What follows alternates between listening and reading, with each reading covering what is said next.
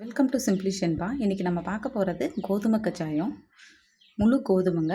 இதை வந்து ஒரு 4-5 மணி நேரம் ஊற வைக்கணும். ஈவினிங் செய்யணும்னா காலையில் ஊற வச்சுருங்க. இதுவும் நல்லா ஊறி இருக்குது. இப்போ இதை நம்ம மிக்சியில் அரைச்சி எடுத்துக்கலாம்.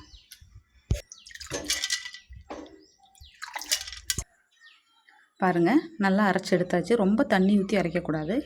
இந்த அளவுக்கு இருந்தால் போதும். நம்ம நல்லா ஊற வச்சுருக்கோம் இல்லையா, அதனால் அரைக்கிறது ஈஸியாக தான் இருக்கும். இப்போ இது கூட ஏலக்காய் ஒரு 4-5 தட்டி வச்சுருக்கேன்.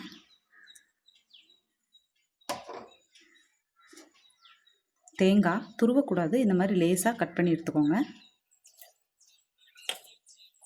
கரும்பு சர்க்கரை எடுத்திருக்கேன். நீங்கள் கரும்பு சர்க்கரை இல்லைன்னா வெல்லம் எது வேணால் மிக்ஸ் பண்ணிக்கலாம். இனிப்பு எவ்வளோ வேணுமோ அந்த அளவுக்கு ஆட் பண்ணிக்கோங்க. பூம்பழம் ஒரு பழம் போடுங்க. பூம்பழம் போட்டால் தான் நல்லா டேஸ்ட்டாக இருக்கும், நல்லா மணம் இருக்கும். போட்டு எல்லாத்தையும் நல்லா மிக்ஸ் பண்ணிக்கலாம்.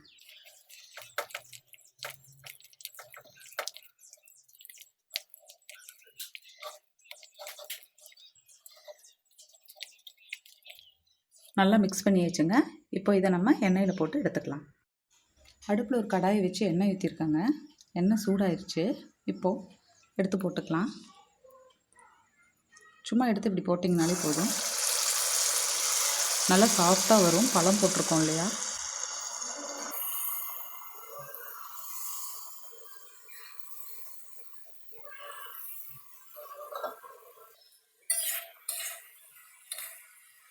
கொஞ்சம் வேக வேக அப்படியே திருப்பி வச்சுக்கோங்க.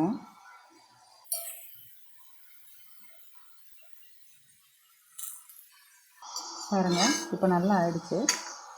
எடுத்துடலாம்.